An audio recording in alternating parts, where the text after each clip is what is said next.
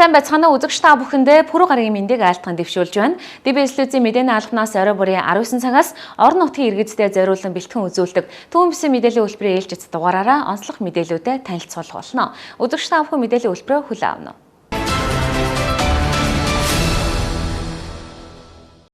Эхний мэдээ. Ухаалаг утсан хүүхэд өсвөр насныхны амьдралын хэм маягт өөрчлөлт оруулаад зогсохгүй сэтгцийн эрүүл мэндэд нөлөөлөх гол хүчин зүйл болж байгааг судлаач илтгэж байна. Захим орчны хит богино бичлэгт онцсон хүүхдүүд хичээлдээ тааруу болж сурлагад муудах альва зүйлд тодорхой хугацаанд анхаарал төвлөрөх чадвар нь буурч байгааг судалгааны тайлангууд харуулж байна.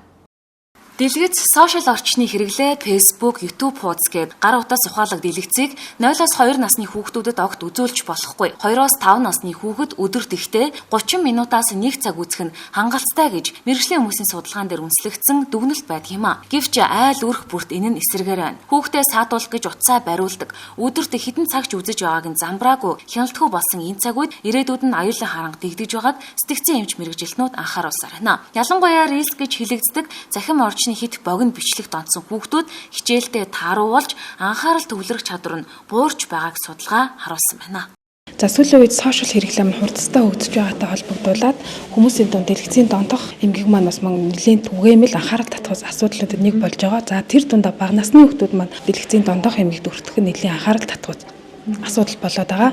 За сүүлийн үед хятад улсад хийгдсэн судалгаагаар бага ангийн хүүхдүүдийн дунд дэлгэцийн одоо энэ судалгаа явагдахад хэд богино хэмжээний энэ рeel бичлэгүүдийг үзнээр тухайн хүүхдийн маань сурлагын чанарт муугаар нөлөөлөх анхаарал төвлөрөлт муу болох зэрэг үр дүнгууд гарсан байгаа. За тийм учраас эцэг эхчүүд та бүхэн маань хүүхдүүдийнхаа дэлгэцийн хэрэглээнд анхаарал хяналтавч хүүхдүүдээ хэд удаан цагаар дэлгэц зураг, таблет зэрэгэд үзүүлэхгүй байхыг анхааруулж байгаа. За тухайн хүүхдийн маань дэлгэцийн хэрэглээ хэтэрснээр тухайн хүүхдийн бие махбодын өөрчлөлт болоод нүдний хараа муудах, сэтгэл санааны болон үйл хөдлөлөө хянах чадваргүй болох, хэл ярины чадвар муугар болох зэрэг эрсдлүүд бий болдог байгаа. Сэтгцийн эрүүл мэндийн үндэсний төвөөс гаргасан дэлгэцийн хэвийн хэрэглээний талаарх судалгаанд за дэлгэцийг 0-2 хүртэлх насны хүүхэд огт хэрэглэж болохгүй. 2-5 хүртэлх насны хүүхэд дэлгэцийг 30 минутаас 1 цаг хүртэлх хугацаанд, 6-аас 12 насны хүүхдүүд маань 1 цагаас 2 цаг хүртэлх хугацаанд, 13 наснаас дээш насны хүүхдүүд маань дэлгэцийг өдөрт хоногт 3 цаг хүртэлх хугацаанд хэрэглэх нь зүйтэй гэж тогтоосон байдаг. За тэгэхээр эцэг эхчүүд та бүхэн маань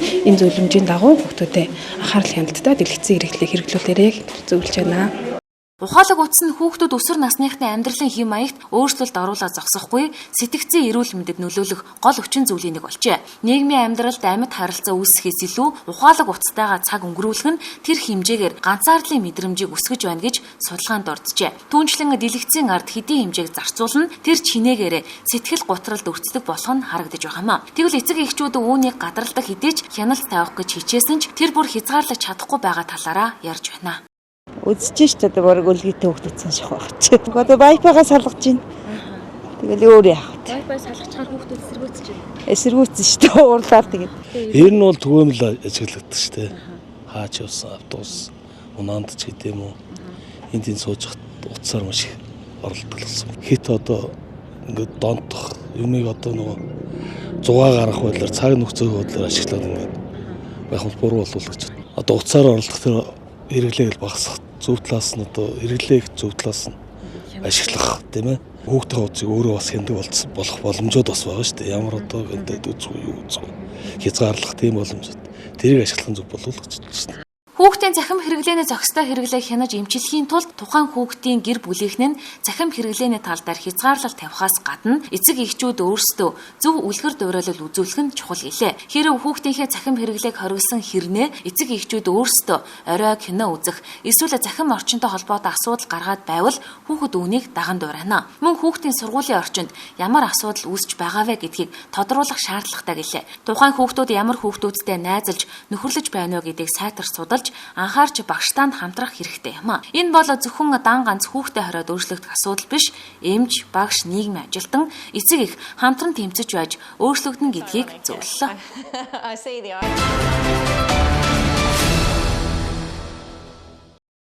Хөтөлбөрийн дараагийн мэдээлэл үзүүлье. ДБСЛ зэрэгдээс ирүүлсэн гомдон саналын мөрөөр мэдээ сурвалжлуудаа тэнцвэртэй бэлтгэн хүрэхийг зорио ажилладаг.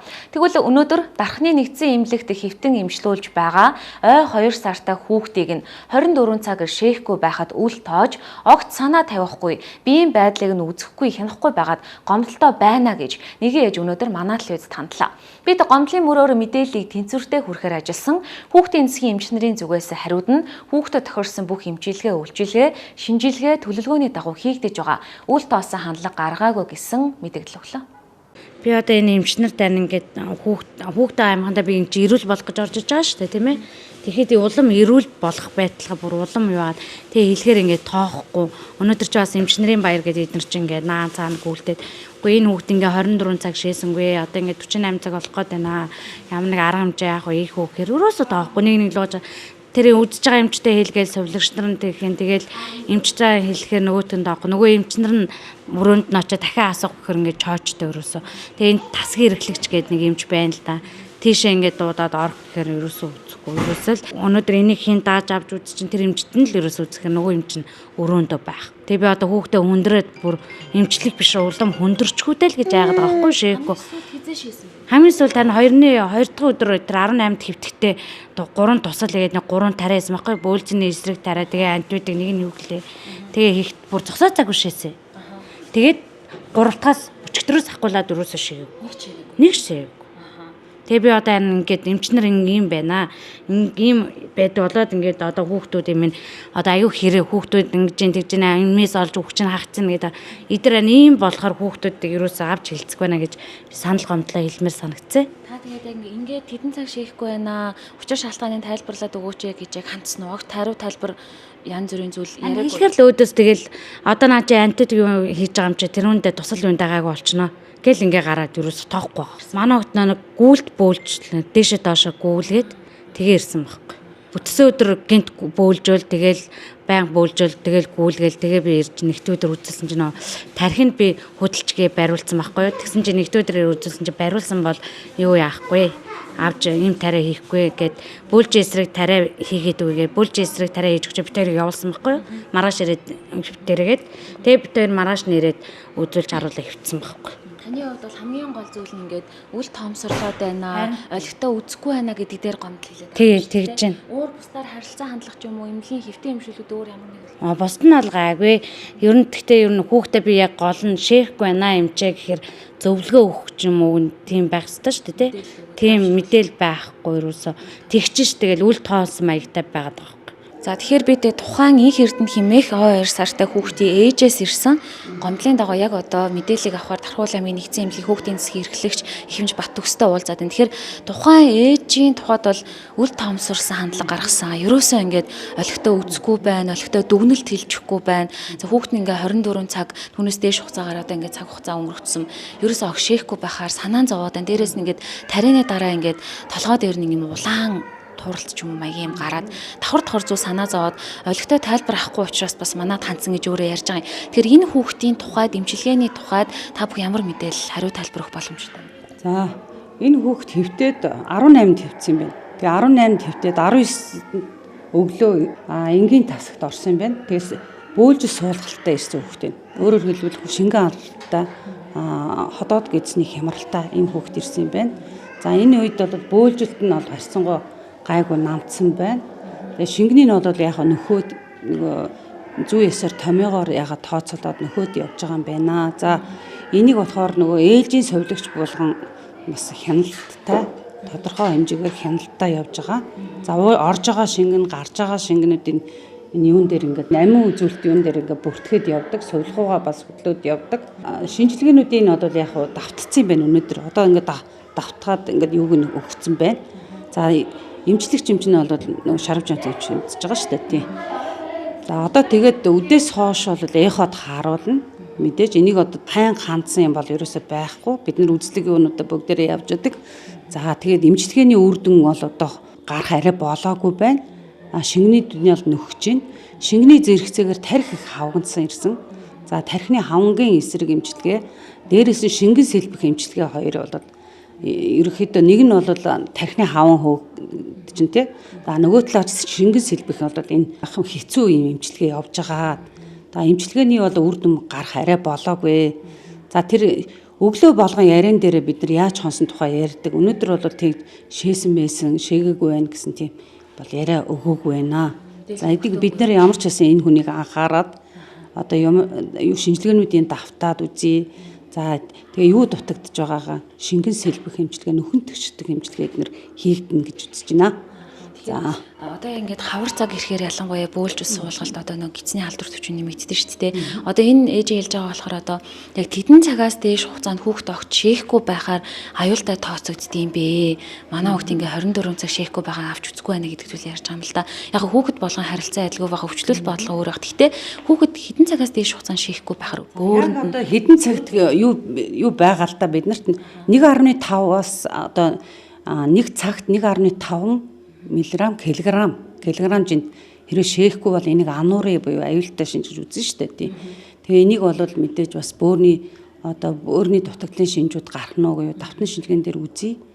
Тэгээ ямар ч байсан шингэнүүдээ одоо ч гэсэн сэлбсээр байна. Хүүхдээ тий. 90 грам сая дууссан. Одоо тэгээ холимог шингэн араас нь явна. Эмчилгээнүүдээ хийгдээ хянаа тий. Тий үр дүн гарнаа тий. 24 цаг шээхгүй байх гэдэг чинь бас л аюултай шинж. Аюултай тий ерөнхий шинж тий. За. Тэгээд дээрэс нь ер нь манай дархны нэгдсэн эмнэлгийн хүүхдийн цэг ачаал ихтэй байдаг. Өдрөөс өдөртөөс ачаал нэмэгдэж байгаа харагддаг л да. Шилжиж ирж байгаа хүн ам одоо төвийн бүсээ ойролцох иргэд бас хүүхдүүдээ ингэж үзүүлдэг тий амлалтаар үржлээ авдаг. Ер нь тасгийн ачаал хэрэг нэмэгдэж байна. Эмч мэрэгжилтнүүдийн хүний нөөцийн одоо тий эмч нарын мэрэгжлийн эмч нарын хүртээмж хэр байгаа вэ юм чи. За. Ер нь бол яг цагаан сарын дараа манай ачаал бас эхлээд сая буурж ирсэн. Одоо бол нэг 70-аас 80 хүнтэй буюу 2 дахин илүү ачаалтаа ажиллаж байгаа. За цагаан сараас өмнө нөгөө томоогийн дэгдэлтийн үед бол 120-аас 130 гарсан шүү дээ. Одоо бол яг 80-аас нэг 90-ийн хооронд явж байгаа. Хүнд хүн их ирж байна. За сэлэнгийн хажуу сумын хүмүүс бол бас ирж байгаа. Тэр нь бас мэдээж ачаалтаа яаж байгаа. За хүний тоо бол яг нөгөө 5 эмчээр ажиллаж байгаа. Нөгөө эрчим тэмцлэгээний нэг эмч, амбулаторийн нэг эмч, ингээд нийлээд 7 эмч бид нар ажиллаж байгаа. За мэдээллийг бид тэнцвэрийг хангах үүднээс тус тасгийн хэрэглэгч Хэмж Бат Төгсөөс тодрууллаа.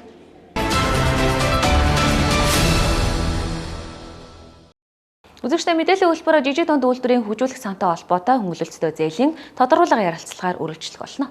За үзэгчдийн мэдээллийн хөтөлбөрөөр иргэдээс ирүүлж байгаа санал хүсэлтийн дагуу тодруулга ярилцлагаар үргэлжлэн та бүхэнд хүргэж байна. За бид энэ удаа төвийн бүсийн жижиг дунд үйлдвэрийг хөгжүүлэх сангаас олгогдож байгаа хөнгөлөлттэй зээлийн тухай ярилцах болно. Тэгэхээр энэ зээлийн одоо явц нь яг өнөөдрийн байдлаар ямар шинтаа явагдаж байгаа юм. За зээлийн нийт одоо хэмжээ, санхүүжилт нь хэрхэн яаж нэмэгдсэн, цаад одоо зорилго утга санаанд яагаад одоо ингэж бүсийг хамарч байгаа юм ба гэдэг тухай бүгдээр хамтдаа ярилцъя.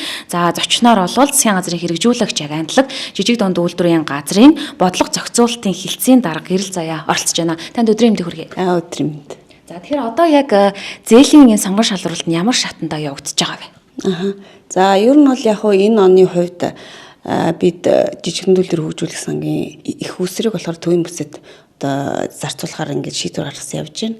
За хүнстэй хөнгөлөлтийн сайдын А35 36 37 дугаар тушаалаар за Дархан уул төв Сэлэнг аймагуудад одоо санхүүжилт олох одоо ерөнхий нөхцөлийг батлаад ингээд 2 сарын 10-наас 3 сарын 12-ны хооронд төслөө хүлээж аваад за нийтдээ одоо 534 төслийн одоо бүртгэл хийгдснээс 319 нь одоо баталгаажуулалт хийгдээд за эндээс анхан шатны шалгаруулалт юм а бид хийгээд одоо нийтдээ жишээ нь Дархан уул аймаг дээр гэхэд одоо 94 төсөл баталгаажуулсан байна. За энэ болохоор нийтд 15 орчим тэрбум төгрөгийн төслийн одоо хүсэлт хүлээж авсан. За энэ дээр анхан шатны шалгаруулалт хийгээд 64 төсөл буюу 10 тэрбум төгрөгийн санхүүжилт өгсөн төсөлтөөр бид наривчлсан үнэлгээ хийгээд ингэ явчихна. Тэгэхээр яг одоо тухайн одоо тий иргэд дээр бизнес эрхлэгч, идэв эрхлэгчдэр очоод яг энэ хүнд яг зээл олоход боломжтой юм боломжгүй юм гэдэг ингээд ажиллаад явж байгаа гэж ойлгож байна тий. За манай үзэгч. Тэгэхээр энэ удаад бас бид нар нэг зээлийн санхүүжилтийн хэмжээг онцлохын зүйтэй байгаа юм л да. Жишээлбэл өнгөрөх жилүүдэд Тархуул аймгийн хэмжээнд л одоо жидүүгийн зээл чинь 1.1-2 тэрбум байдаг байсан бол энэ жил бүр 10 гаруй тэрбум болоо нэмэгдчихлээ. За манай Дархан Сэлэнг одоо энэ төв аймагуудын хэмжээнд таваас ингээд санхүүжилтийн хэмжээг нь мэдээлэхгүй. За ер нь нийт одоо энэ оны хувьд гэхэд Тархуул аймаг дээр 10.5 тэрбум, за Тархан Төвөс Сэлэнг аймагуд дээр 8 тэрбум, тус бүр 8 тэрбум төгрөгийн санхүүжилт батлагдсан.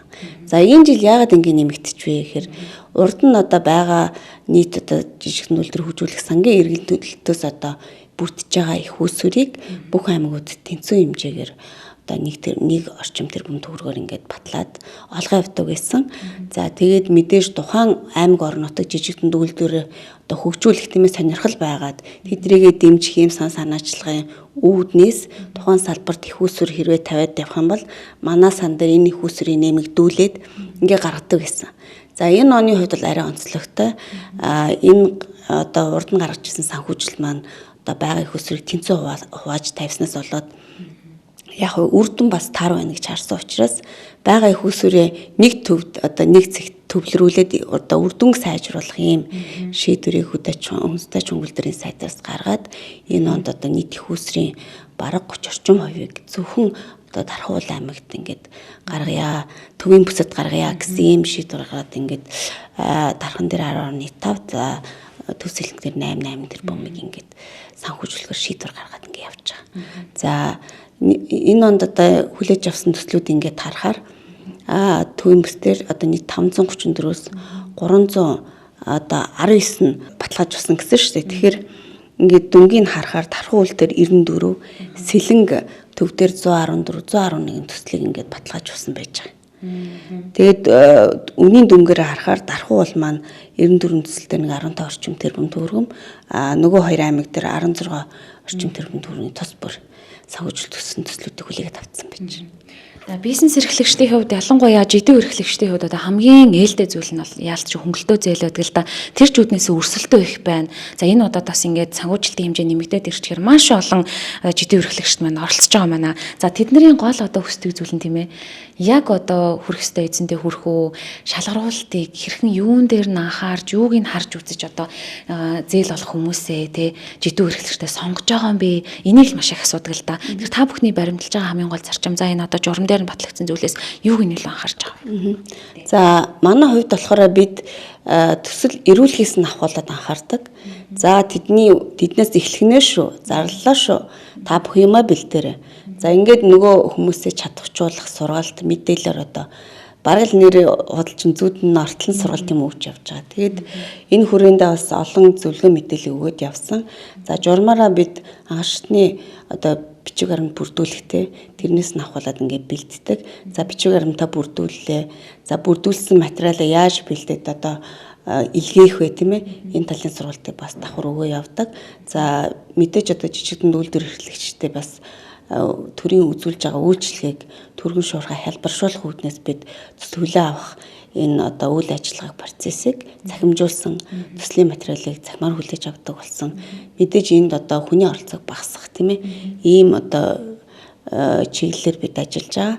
За тэгээд төслөө хүлээгээд авчлаа. Бүрдэл материал анхаарчны материал нь бүрэн гүйцэтгэв нөө. Үүний дараагаар эндээс одоо шалгарсан аж ахуй нэгжүүдээр очиод газар дээр нь үнэлгээ хийдэг. Энэ үнэхээр төслөө хэрэгжүүлэхээр газар юм уу? Үйл ажиллагаа эхлүүлсэн юм уу? Эхлүүлээгүй юм уу? Төсөл нь хэрэг хэрэгжих боломжтой вэ гэдгийг дээр бас үнэлгээ дүнэлт өгдөг. За ингээд түүний дараагаар тэр барьцаа хөрөнгийн одоо шаардлага хангаж ийн үгүй тийм ээ? Барьцаа хөрөнгийн бас үнэлгээ хийгдэж байгаа. За тэгээд сонгон шалгаруулах дид тороо буюу аймаг дээр байгуулагдсан дид тороо энэ одоо шалгаруулсан дараагийн шатны аж ахуй нэгжүүдийн юм дээр үнэлгээ хийгээд үнэхээр энэ аймаг орон нутгийн одоо хөгжүүлэхийн чиглэл шийдвэртэй нийцэж гин үү тийм бодлоготой нийцэж гин үү гэдэг дээр дүгнэлт өгөөд ингээд эренблээд гаргадаг гэж. Иргэдийн бас их хүсдэг зүйл нь хамгийн эцсийн шалгаруултыг нээлттэй ингээ мэдээлэлч хийгээд байдаг штэ. Тэгэхээр та бүхэн маань удахгүй бас болох гэж байгаа газар дээр нүлгээсний дараах процессыг бас иргэд олон нийтэд нээлттэй шууд амжуултар ч юм уу өрх тухай хэрхэн яаж ярилцах зохион байгуулалтад төлөвлөж байгаа бол. Урд нь бол төслийн сонгон шалгаруултыг бид одоо хаалттайгаар тийм ээ одоо тэр торооны хідэн гишүүн нийлэл ярьдаг байсан бол одоо энэ сонгон шалгаруултыг иргэд олон нийт илт тод нээлттэй байх үүднээсээ хэл мэдээллийн байгууллагыг байлцуулж байгаа нээлттэй шалгаруулдаг. За хин гэдэг төсөл хэрэгжүүлэгч ямар төсөл хэрэгжүүлэх гэж байгаа эртний төгрөг хүсэж байгаа тийм ээ ийм байдлаар одоо бүх одоо аймагуудын шалгаруултыг хийхээр энэ журам дөөр зохицуулт хийсэн байж байгаа. Тэгэхээр танай аймаг дээр ч гэсэн энэ процесс явна. Гэхдээ энийг бол тухайн одоо дэд хорооны сонгон шалгуулалтыг ингэж нээлттэй явуулахаар тийм зохицуулагдсан байж байгаа. За энэ удаагийн одоо сонгон шалгуулалт дээр материалаа өгч чадаагүй шүмөтэй шинээр дөнгөж бизнес эрхлэж байгаа, жидүү эрхлэж байгаа хүмүүстээ бас хоёлаа хөнгөлтөө зээлийнхаа бас нөгөө юунуудыг мэдээлж болох уу, хэдэн хувийн хүүтэй олгогддгийг, эргэн төлөвт нөхцөл нь ямар байдгийг, ямар боломжуудыг олгодог тухай бас хоёлаа ярилцвал шинэхэн бизнес эрхлэгч бас хэрэгтэй гэж байна. За энэ удаагийн зээл маань жилийн 5% хүүтэй 5 жилийн хугацаатай. За эхний жил үндсэн зээлийн төлбөрөөс чөлөөлөгдгийн нөхцөлтэй зээл байж байгаа. За тэгээд бид хэд яг энэ сонгон шалгуулалтын энэ процессыг бас хурдавчлах энэ газар тариалангийн бүс нутаг учраас газар тариалангийн үйл ажиллагаа энэ хаврын үйл ажиллагаа эхлэхээс өмнө бас энэ зээлийг олохоор ингээд бас яарвчилсан байдалтай ажиллаж байна. За тэгээд энэ 7 хоногт тэгэхээр энэ наривчилсан үнэлгээний ажлыг дуусгахаар манайхан одоо орон нутгийн үнэлгээндээ гарцсан ингээд ажиллаад явж байгаа. За баярлалаа. За ингээд үзэгч та бүхэнтэйгээ бид төвийн бүсийн хэмжээний жижиг дунд үйлдвэрийг одоо хөгжүүлэх сангаас олгодж байгаа хөнгөлтөө зээлийн процесс нь одоо ямар одоо яг авцсан дээр үргэлжилж байгаа энэ цаашдаа юун дээр анхаарах юм, ямар шалгуур шаардлага гол нь те үнэлж харж байгаа юм бэ гэдэг дээр бас мэдээллийг авахар тодруулан ажиллаа. За энэ удаагийн ярилцлага мэдээлэлт маань засгийн газрын хэрэгжүүлэгч агентлаг жижиг дунд үйлдвэрийн газрын бодлого зохицуулалтын хэлтсийн дарга гэрэл зай оролцлоо. Таны ажил амжилт хүсье. За баярлалаа.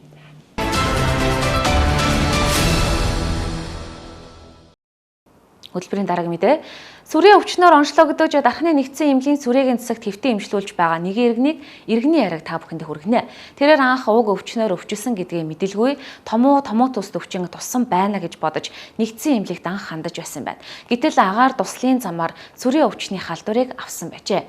Тухайн иргэний тухайд сүрийн өвчний халдвар авсан гэдгийг мэдсэн өдрөөс цаг алдалгүй эмчилгээндээ хамрагдаж байгаа бөгөөд түүний биеийн байдал өдрөөс өдөрт сайжирж байгаа юм байна. Хэрвээ энэхүү өвчний шинж тэмдэг илэрсэн л бол маш хурдан эмнэлэгт хандаж өөрийгөө болон бусдыг халдвараас сэргийлж эмчилгээнд хамрагдахыг тэрээр уриалж байна. Гэсэн чинь сүрийн өвчин чинь баг нийгмийн нэг эвгүй ангид юу гэд өвчин гэд ойлгоцсон байсан. Одоо бол хүмүүсийн ойлголт юу бол харьцангуй эрүүл мэндийн боловсрол бол харьцангуй өөр болцсон байлээ. Сүрийн өвчинд хандж байгаа хандлага ч гэсэн ер нь идэгдэг өвчин шүү дээ. Эмчилгээ хийлгээд дэг журмаа бариад эмчилгээгээ таслахгүй, эмээс таслахгүй угаад ах юм бол идэгдэг өвчин шүү дээ хэдий мэлэх хүн болгоо. Ер нь бол 12 сараас эхлээл ханиалгаж эхэлсэн. Ханиалгаж байгааг хэсэг ханиалгал болцоод ханиад байсан юм байна гэж удаа өнгөртөл нь оны сүүлчээр 1 сарын дундуур дахиад ханиалгаад ирсэн. Айгуух зэрэгтэйгээр тэгээ манай нөхөр намайг сүрээ юм шиг надад шинжилгээ өгөх гэхээр би ягаад сүрээ өвчин тусдаа ингэ тоохгүй яваадсэн чинь сүйд рүүгээ нэлээд ханиалга хийсээ цэр мэрч хийсээ ер нь жоох эвгүй болоод ирэхээр шинжилгээ өгсөн чинь батлагдсан. Би одоо яг хэдийгээр яасан юм мэдэхгүй ханиалгаж эхлээд бараг сар шахуу болсон би. Хамгийн түрүүнд нааша хандаад шинжилгээ өгсөн. Хандаагүй шууд наашаал хандсан би. Айгүй хэцүү байсан, сэтгэл зүйн дарамтанд орсон. Би сүрийн өвчнийг бол нийгмээс ангид нэг тийм болохгүй бүтэхгүй ер нь бол хэцүү л өвчин гэж ойлгодог байсан. Тэгээд сүрийн эрг шинжилгээ чи эрг гарсан та ирж хэвтнийг эдрэхт надад бол айгүй хөх тийм сэтгэл зүйн хувьд бол хүн туссан. Чадаагүй. Одоо бол би хэвтгийд бол нэлээх өдөр шингүй ханиалгадаг, цэр айгүйх гардаг, асар их ядарсан нэг хэвтгийд бол би бас нэлээ өөрийгөө бол бас нэлээд хүндэвтэр гэж боддог хэлэх юм одоо ашиг тэгж ирсэн. Тэгээд энд бол энэ эмнэлэгт бол эмчилгээ үйлчилгээ үнэхээр сайн байсан. Цаг алдахгүй ирж хэвтэж эмчилгээ үйлчилгээгээ сайн хийлгэсний хүчинд би бол одоо ханиалга өдөр шинэгүй ханиалгадаг байсан, гайгүй болсон. Шөнө нь бол сайхан унтаж амардаг болсон.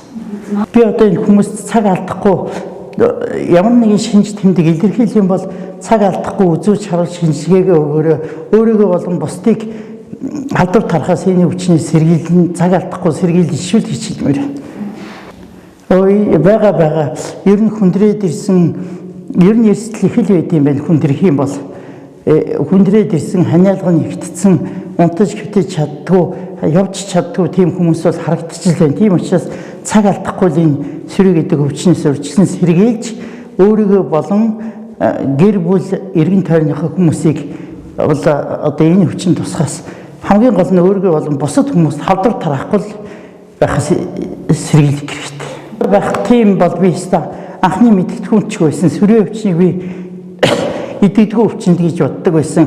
Тэгсэн сүрийн өвчин чинь эмээ уугаад эмчийнхаа зөвлөгчийнхаа заавраар эмээ уугаад эмчилгээгээ хийх юм бол идэгдэг өвчин юм байна гэж хэлэх байна. Чинь олон сараар хитэж байгаа эмээ уухгүй хайдаг, эмнэлгээсээ оргож гардаг тийм хүмүүс байдаг гэсэн. Ер нь бол хүн дархлаа сайн байх хэрэгтэй байлээ.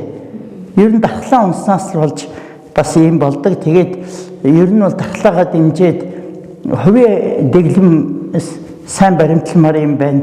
Хэрвээ сүрээтэй хүмүүс бол нийгмээс өөрийгөө одоо тусгаарлаж гэх нь хаашаа цаг алдахгүй үзүүлж харуулж эмчилгээ хийлгээд бусдад болон ойр орчны хүмүүст энэ өвчнийг тараахаас л урьдчилан сэргийлж хувийн сахилга бат ариун цэвэр хувийнхаа юуг сайн баримталмаар юм байна гэж бодсон. Одоо яах вэ тэгэл бас хүнд л байсан. Яаж хаанаас авснаа, яаж яснаас би өөрөө мэдэхгүй бүр айгүй зочирдсан шүү дээ. Одоо хэвтээд эмчилвэл сүрийн өвчин цаг алдахгүй эмчилвэл идэгдэг болсон гэсэн шүү илгэсэн. Тэгэл би цаг алдахгүй шинжилгээ өгөөл дорно хэвчсэн шүү дээ. Тэгэхээр та бүхэнд хамдаж хэлэхэд сүрийн өвчин бол эмчилүүлээд идэгдэг өвчин юм бэ шүү. Тэгэхээр та нар сүрийн өвчин тусах юм бол ичиж айж эмээх юм байхгүй өөрийгөө болон ойр тойрныхоо хүмүүсийг урьдчилан сэргийлж хамгаалахын тулд мэдсэн даруйдаа эмчилгээгээ хийлгээрэй гэж хэлэх байна.